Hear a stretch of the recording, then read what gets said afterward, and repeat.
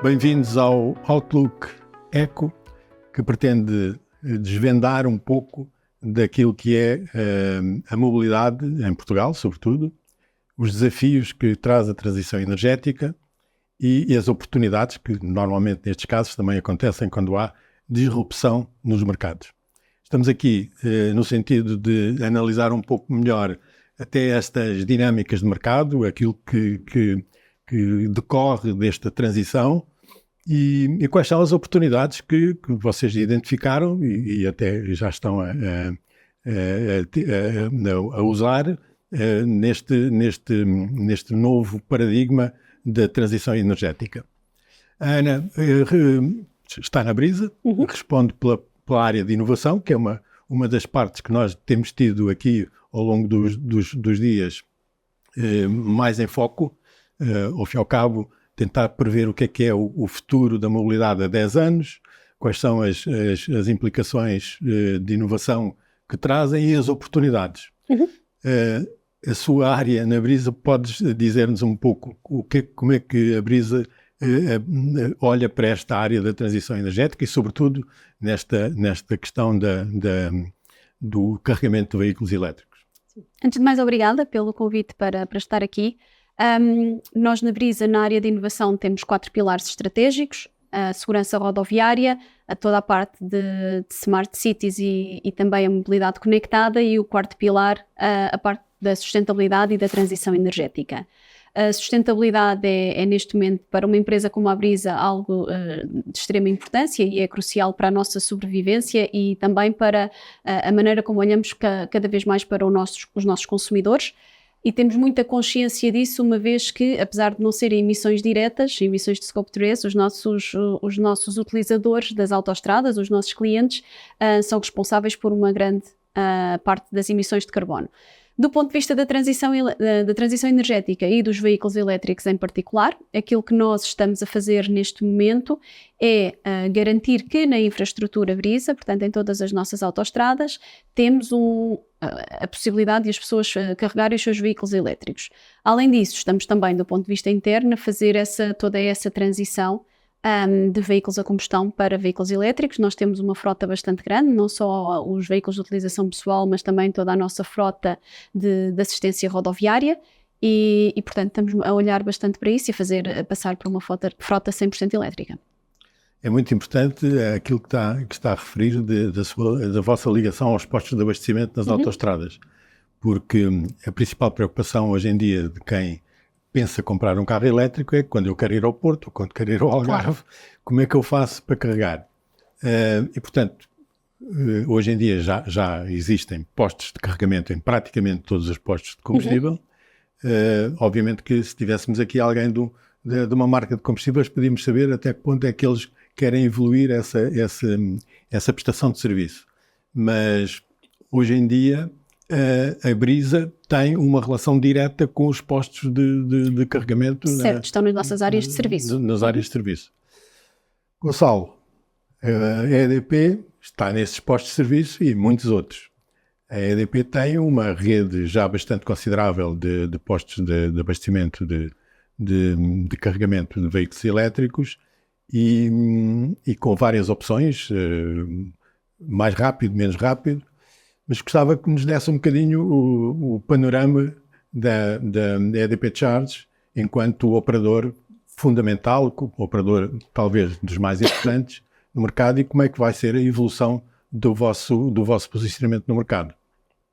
Muito bem, muito bom dia, muito obrigado também pelo convite. Acho que iniciativas destas têm sido e são importantes porque estamos num setor que está, apesar de tudo que está acontecendo, está muito no início daquilo que vai ser e, portanto, é muito interessante irmos trocando estas experiências.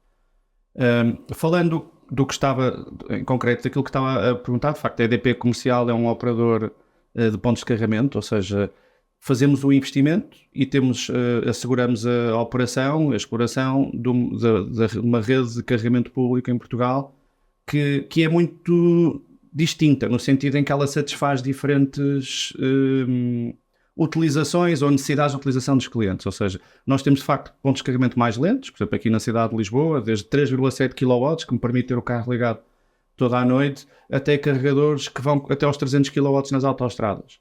portanto, tentamos adequar, temos parcerias, desde logo com os municípios, mas depois também com parceiros, hotéis, restaurantes, os restaurantes McDonald's, Burger King, Hotéis Vila Galé, Pestana, Saba Parques, quer dizer, vamos fazendo parcerias, depois com inúmeros também outros, em todas as várias cidades do país, portanto, e vamos tentando adaptar ao tempo que o cliente está nesse espaço aquele que é a necessidade de carregamento dele, porque também não faz sentido estar a carregar num ultra rápido.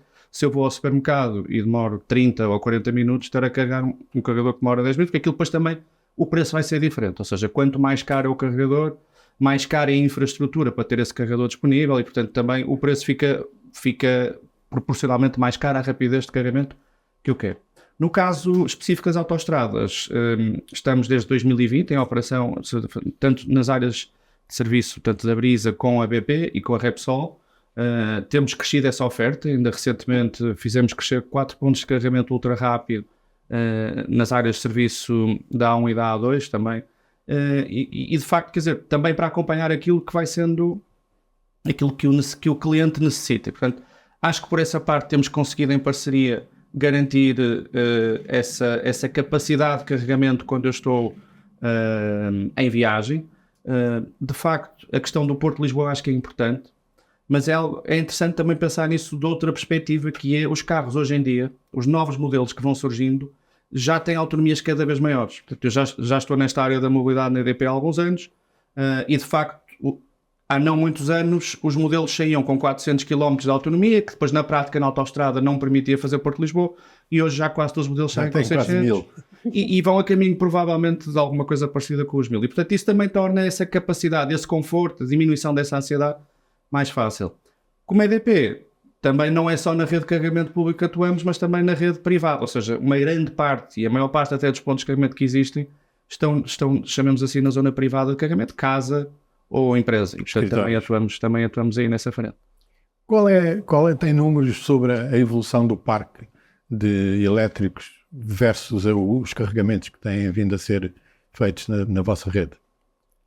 Sim, quer dizer, um número que temos recentemente, porque o atingimos o mês passado, foi 2 milhões de carregamentos na nossa rede EDP. Portanto, o crescimento é exponencial, ou seja, nós no primeiro trimestre, ou pouco depois do primeiro trimestre deste ano, já tínhamos tantos carregamentos quantos todos do ano passado. E, portanto, este é o ritmo que temos visto. Na venda de novos carros também, o crescimento não tem sido tão exponencial, mas hoje em dia em Portugal 30% mais ou menos das novas vendas já são veículos elétricos e a maior parte deles 100% elétricos, portanto uma parte plug-in e outra parte 100% elétrico, e é um caso de sucesso na Europa, ou seja, a Europa está mais atrás, hoje em dia eu diria que está mais ou menos à volta dos 20%, portanto já não há uma diferença tão grande. Esta diferença já foi maior, porque eu acho que há 2 anos na Europa estavam à volta dos 13%, 14% e nós em Portugal já estávamos nos 25% e a caminho dos 30%. Mas, portanto, este volume de veículos elétricos surge. Portanto, só o ano passado 100% elétricos foram novos 40 mil veículos que estão nas nossas estradas. E, portanto, essa rede de carregamento tem crescido e acho que tem crescido em número de pontos, tem crescido em utilização nesses pontos e tem crescido na potência desses pontos. Ou seja, há uma tendência para que os novos postos cada vez mais sejam rápidos e ultra rápidos. Ou seja, um posto é um posto, só permite lá um carro, vamos supor, mas ele tanto pode estar a carregar a 150 kW ou a 11. E, portanto, uma tendência que se vai vendo é também cada vez que a oferta de rápidos e ultra rápidos tem crescido mais no mix do que versus apenas o crescimento lento, que também é necessário noutras localizações. Esta transição energética e, sobretudo, esta evolução para os elétricos traz também novos modelos de negócio e novas oportunidades de negócio. A Brisa está atenta a essas oportunidades e está a trabalhar em alguma perspectiva de novidade que a gente possa... Eu acho que seria ingênuo da nossa parte assumir que um operador como a Brisa não estivesse a olhar para isso do ponto de vista de novos negócios, não é? Obviamente nós temos localizações primordiais com as áreas de serviço, sabemos bem os problemas que as pessoas ainda têm, especialmente em períodos de pico, e aqui trata-se de um problema logístico que é muito difícil de resolver. Mas obviamente nessas infraestruturas estamos a olhar para novos modelos de negócio. Eu acho que há aqui ainda outra parte que o Gonçalo também aludiu um bocadinho, que é também o carregamento em casa, ou o carregamento fora das autoestradas. E o carregamento das cidades, nós vemos que ainda eu acho, um dos principais problemas. Se calhar se vamos de Lisboa a Porto, até temos postos na autoestrada, mas se formos depois para uma zona já mais remota, fora da autoestrada, isso é um problema. E eu acho que isso vai inevitavelmente levar a novos modelos de negócio e a novas potencialidades do ponto de vista energético. Mas sobre isso ainda não posso dizer muito mais. Mas em relação à inovação, que é a área de responsabilidade, existem sempre, nesta disrupção do mercado, existem necessidades muito específicas de inovação, que a Brisa tem, com certeza. Temos estado a olhar bastante, nomeadamente até porque, do ponto de vista de energia e da transição energética e de como é que vamos alimentar esses novos postos de carregamento, não é? Se hoje transitássemos todos para um carro elétrico, o que é que isso ia fazer à nossa rede elétrica? Não é? Provavelmente não teríamos capacidade. Portanto, onde é que vamos buscar essa energia, como é que a vamos armazenar, para que tipo de baterias é que estamos aqui a falar, o que é que fazemos às baterias dos carros que entram em fim de vida, portanto dos carros elétricos e que já não são eficientes o suficiente, e portanto há aqui um conjunto de coisas, e depois há coisas muito mais engraçadas do ponto de vista de inovação, como por exemplo termos uns robôs que carregam automaticamente o carro, que deixamos num parque e portanto o robô vai lá e trata de tudo. Portanto aqui há várias coisas dentro do Horizonte 1 até o que é que vamos ter daqui a 5 ou 10 anos. Gonçalo, política governamental de incentivos fiscais, quer à aquisição de veículos novos, quer à utilização, nomeadamente o estacionamento gratuito, etc. Vocês lidam bem com a situação atual que existe relativamente a esses benefícios, ou acham que, por exemplo, como a Noruega, etc., que devia evoluir esses benefícios ainda mais para poder acrescentar valor à transição para os elétricos? Eu acho que os números que eu falava há um bocado em Portugal, portanto a percentagem de novos veículos, de veículos elétricos nas vendas de novos veículos, são bastante altos. E eu acho que isso é muito potenciado pelos incentivos que existem à aquisição, tanto para particulares como para empresas. E até se calhar sobretudo para empresas, porque uma grande parte, aliás, uma maioria dos carros que são vendidos novos são adquiridos através de empresa, e há uma série de incentivos de dedução de impostos, de IVA, incentivo na tributação autónoma, no imposto de circulação, ou seja, de facto torna o carro muito mais interessante do ponto de vista económico do que ele seria se não tivesse esses incentivos. E portanto acho que a adoção e a aceleração que os veículos elétricos tiveram em Portugal, até por contrapartida com a Espanha, que é um mercado onde nós também atuamos, é claro, ou seja, estes 30% em Portugal comparam com 12% em Espanha. Ou seja, nas novas vendas, portanto, é um mercado que é muito maior, mas que está ainda, diremos, se calhar 1 ou 2 ou 3 anos atrás daquilo que já é Portugal. Esses incentivos mostram-se importantes também a nível europeu. O que aconteceu foi que a Alemanha é um país que é importante em termos de volume total de vendas de veículos elétricos. O ano passado decidiu retirar estes incentivos e os veículos elétricos vendidos na Alemanha cresceram de forma substancial. Portanto, globalmente na Europa há um crescimento muito, muito baixo, que se não fosse a Alemanha poderia ter sido os 9%, 10%, e que só é 1 ou 2% porque a Alemanha decresceu qualquer coisa como 15% das vendas de veículos elétricos porque retirou o incentivo. Portanto, acho que esses incentivos à compra são importantes, mas vão tendencialmente ser cada vez menos importantes porque os carros estão a ficar mais baratos e, portanto, aquilo que se espera que aconteça 2025, 26, 27, portanto, depende do segmento do carro, é que o mesmo carro comparado, o veículo a combustão e o veículo elétrico, o veículo seja mais barato, o elétrico, sem incentivos. E acho que para aí caminhamos, e a partir daí deixa de fazer sentido estes incentivos à compra. E o que também acontece em alguns países é que esses incentivos nos Estados passam a estar na infraestrutura de carregamento. Em Portugal não tem existido, portanto o esforço que existe na infraestrutura de carregamento é feito por iniciativa privada e por investidores como a EDP, que assumem esse risco e estar primeiro junto dos clientes e também ajudar assim a que os novos carros que vão entrando, isto no fundo um alimenta o outro, não é? O carregamento e o carro, mas é importante também começarmos a olhar para isso, até porque a nível de regulação há uma nova regulação europeia, que é a AFIR, que no fundo é o regulamento que regula os combustíveis alternativos na Europa, que é muito importante para este setor em particular, da mobilidade elétrica, que traz uma série de diretrizes de números mínimos de pontos de carregamento que têm que existir em cada Estado-membro, a distância de cada 60 km, tanto para pesados como para ligeiros, portanto, o número de pontos de carregamento que tem que existir. É importante que tenhamos também os incentivos certos, porque também é o que a Ana dizia, é mais fácil, às vezes, termos pontos de carregamento em grandes centros urbanos, onde existe uma procura maior, do que em zonas mais remotas, onde o investimento fica mais difícil de recuperar ou é recuperável a mais longo prazo. E, portanto, esta assimetria não devia existir, e estou de acordo que nos municípios há aqui ainda um trabalho muito grande que podemos fazer em conjunto para que também quem não tem garagem, não é? Quem não tem sítio onde estacionar o seu carro em sua casa ou na garagem do seu prédio, possa também, na via pública, poder carregar o seu carro e, portanto, ter a mesma facilidade em ter um veículo elétrico que tem quem tem essa capacidade. Ana, o Gonçalo falou aqui nos veículos pesados.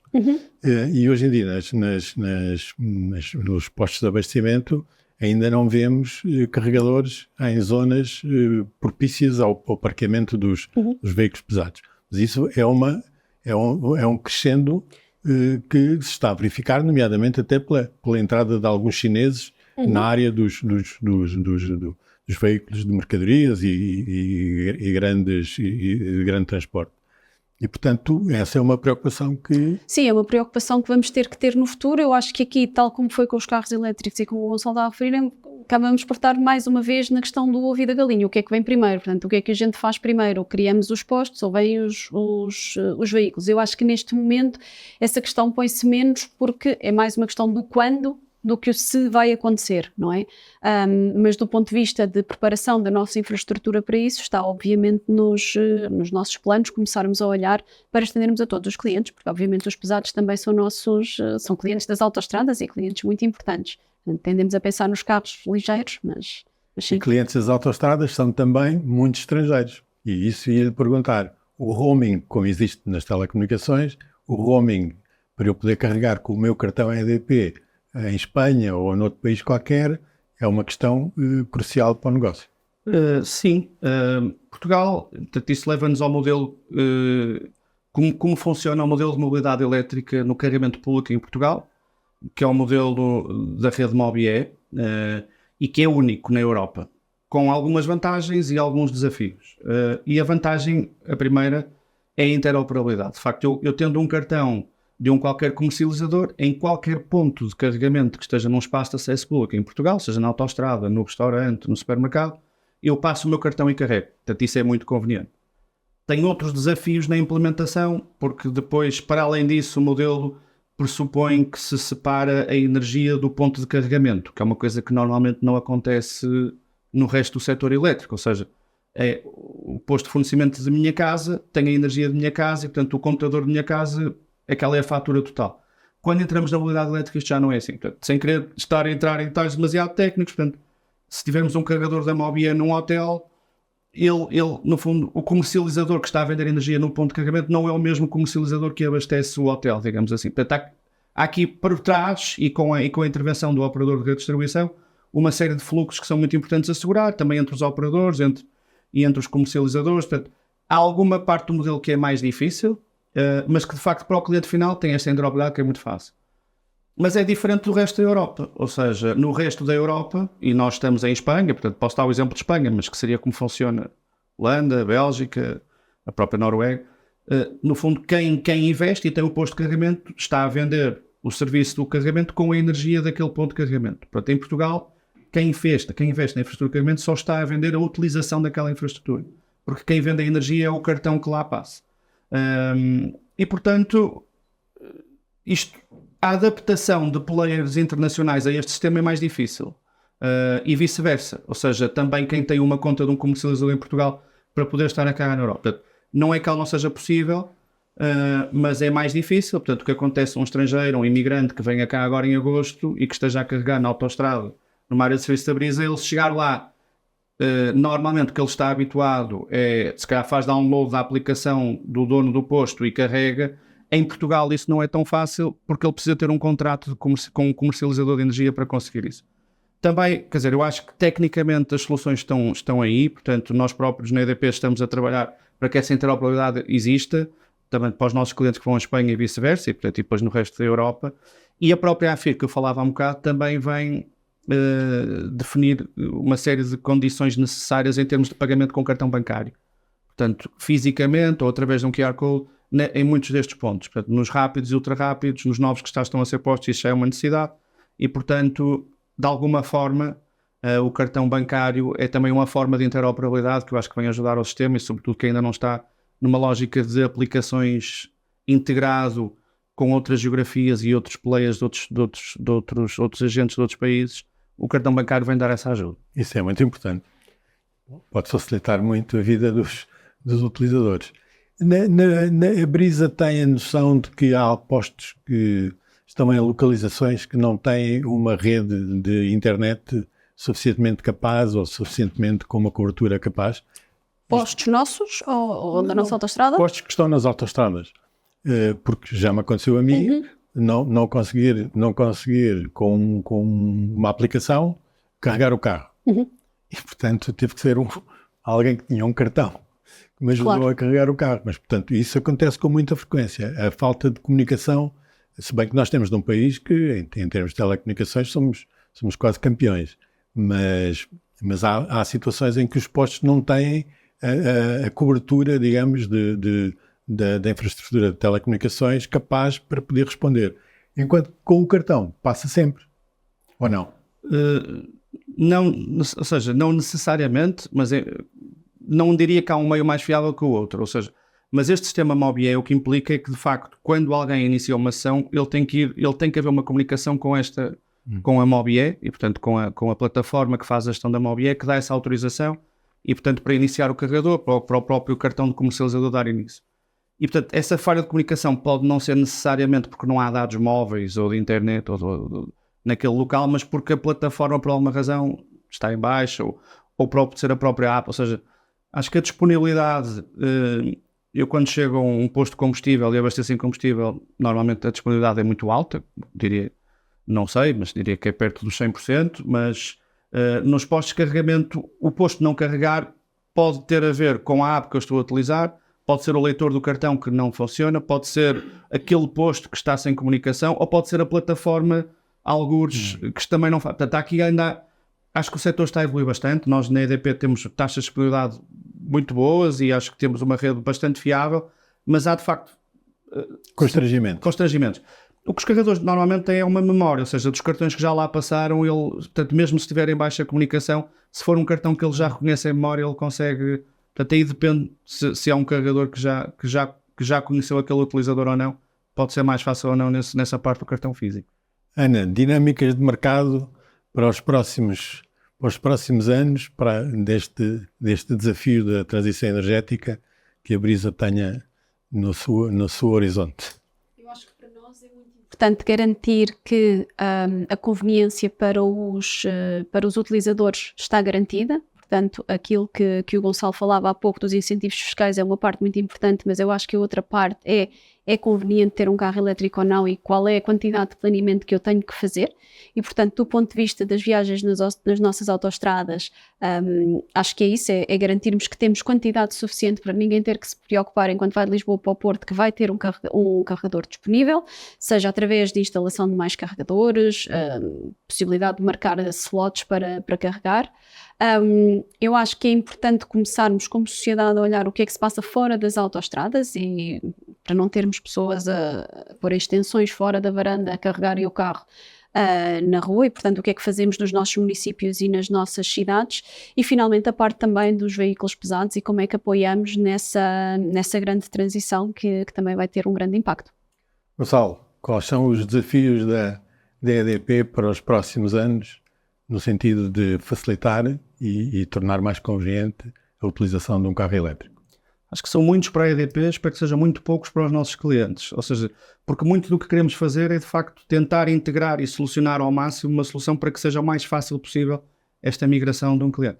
Acho que hoje falamos muito de carregamento público, mas, de facto, um grande desafio que a EDP tem e aquilo onde trabalhamos todos os dias também é no carregamento privado. E, portanto, soluções, por exemplo, para prédios habitacionais ou condomínio, todos nós já tivemos na reunião de condomínio, e portanto a capacidade que eu tenho de colocar o ponto, de ter uma obra de adaptação da infraestrutura, de partilhar a conta entre aquilo que eu gastei no meu lugar e aquilo que são as contas do prédio, e depois também até a potência do prédio não ser disponível e eu ter que no fundo que fazer aqui uma gestão da potência. São tudo soluções que nós estamos a levar aos clientes. A seguir a isto virão outras, ou seja, a questão de eu utilizar a energia que está na bateria do carro, portanto o vehicle to grid ou vehicle to home, e portanto e a acoplação disto com os painéis solares do edifício da casa, e mesmo em termos de sistema, tratar este veículo elétrico como uma parte da rede energética, porque ele próprio vai ajudar a que existam mais painéis solares neste edifício, porque eu tenho um conjunto de baterias lá em baixo que me permitem estar a fazer este balanço de energia. Ou seja, todo este mundo acho que vai acontecer, é necessário que aconteça para conseguirmos esta transição energética, e acho que os veículos elétricos são de facto, acabam por ser um pivô importante também nesta parte do privado. Eu falei de casas e de prédios residenciais e às empresas, ou seja, a eletrificação de frotas profissionais. Alguns destes problemas são semelhantes, ou seja, poder ter a gestão da frota, dos carregadores, dos carregamentos, dar acesso, não dar acesso, permitir que carregue na rua, que carregue naquele carregador, e portanto também isso, o EDP Charge que falava, é esse nosso portal que dá tanto ao gestor de condomínio como ao gestor de empresa da frota essa visibilidade sobre os carregamentos e os carros. Portanto, tudo isto deste construir de soluções é algo que temos feito, que temos levado aos clientes, e que eu acho que ainda aquilo que vamos fazendo está sempre em contínua melhoria de funcionalidades, porque de facto a tecnologia e a inovação vai aparecendo e exigindo que assim seja. Os preços vão aumentar, há uma tendência para com a massificação da utilização, os preços serem reduzidos, porque temos aqui uma situação que é a evolução tecnológica e inovação no âmbito das baterias, permite cada vez carregamentos mais rápidos, portanto eu já não preciso estar 1h30 num posto, posso estar 20 minutos ou 10 minutos e carrego 200 ou 300 km, e portanto isso também tem influência ao fim e ao cabo no negócio, não é? Portanto, se eu carregar 1 hora, pago mais com certeza do que se carregar 20 minutos. E portanto, essa evolução das baterias que está a ser cada vez mais flagrante, não é? Portanto, a evolução das baterias não vai parar, a autonomia dos carros também vai crescer, não é? E, portanto, isso vai ter consequências no negócio, não é? E os preços, que ainda hoje são relativamente pouco agradáveis em alguns casos, sobretudo nos carregamentos muito rápidos, qual é a tendência a partir do momento em que há uma massificação da utilização e, portanto, com uma maior percentagem de pessoas a carregar? Eu acho que é muito diferente carregar o meu carro em termos de preço. Primeiro, há o preço dos veículos, né? Acho que já fomos falando disso, e a melhoria de baterias, tecnologia, portanto, toda a evolução que tem havido na indústria de baterias, quer na sua composição química, no seu tratamento, porque a bateria é uma parte importante do carro. Depois também a oferta que existe hoje cada vez mais de veículos ligeiros mais baratos e que vem da China e que é muito importante e que tem estado a contribuir para esta aceleração do mercado. Portanto, acho que nessa parte dos veículos, claramente, eu acho que há condições para, com o equiparado a um veículo a combustão hoje, o equiparado elétrico seja mais barato do que o veículo a combustão, porque é mais simples a sua construção. Depois há a parte do carregamento, e carregar em casa é bastante mais barato do que carregar fora de casa. E depois do fora de casa, provavelmente carregar no ultra rápido é mais caro do que carregar no supermercado. E portanto, porquê? Porque a infraestrutura que lá está para poder permitir esse carregamento àquela velocidade é também ela muito mais cara. E portanto, eu diria que mesmo assim comparamos, ou estamos ligeiramente abaixo do que são 100 km para um veículo a combustão, um veículo elétrico numa autoestrada, mas em casa, com um tarifário, nós, por exemplo, aos clientes elétricos temos 20% de desconto à noite, e se eu carregar nesse tarifário à noite o meu carro e a minha casa, fica à volta dos 2 euros 100 km, quer dizer, que compara ao dia de hoje. E portanto, acho que a questão de permitirmos cada vez mais o carregamento em casa e na empresa, e quanto mais pudermos trazer energias renováveis e usar as baterias dos carros em diferentes horas do dia para poder ir fazendo essa gestão, eu diria que tendencialmente cada vez melhor vamos conseguir trazer alguma maior eficiência e capacidade e competitividade nos preços. Ana, saímos da transição energética e vamos às autoestradas e à vossa capacidade de gerir uma série de vias de comunicação que estão espalhadas não só em Portugal, mas também no estrangeiro. Sim, nós temos neste momento uma operação na Holanda e também temos a A2B presente em alguns estados dos Estados Unidos, em 11 estados nos Estados Unidos. E nesses países, o que é que fazem em concreto? Porque a Via Verde não está A Via Verde está agora na Holanda, portanto temos um túnel na Holanda e portanto está a fazer a gestão das portagens nesse túnel. Depois, na parte dos Estados Unidos, nós providenciamos toda a parte de software e hardware para cobrança de portagens em algumas das autoestradas nos Estados Unidos. Nos Estados Unidos. Autoestradas, sim. Muito obrigado pela vossa Obrigada. participação neste painel do Outlook Eco. Esperemos que tenha sido revelador daquilo que o futuro nos traz para a possibilidade de carregamentos, para a possibilidade de utilização de maiores veículos com energias, ou seja, os carros não são só o único meio de mobilidade que hoje em dia traz a transição energética. Temos uma série de outros veículos que estão disponíveis e que são alimentados também pela energia. Gonçalo, muito obrigado. Ana, muito obrigado. Obrigada. E esperemos que no próximo ano cá estejamos para fazer um balanço do futuro da transição e o futuro do setor automóvel. Obrigada. Muito obrigado.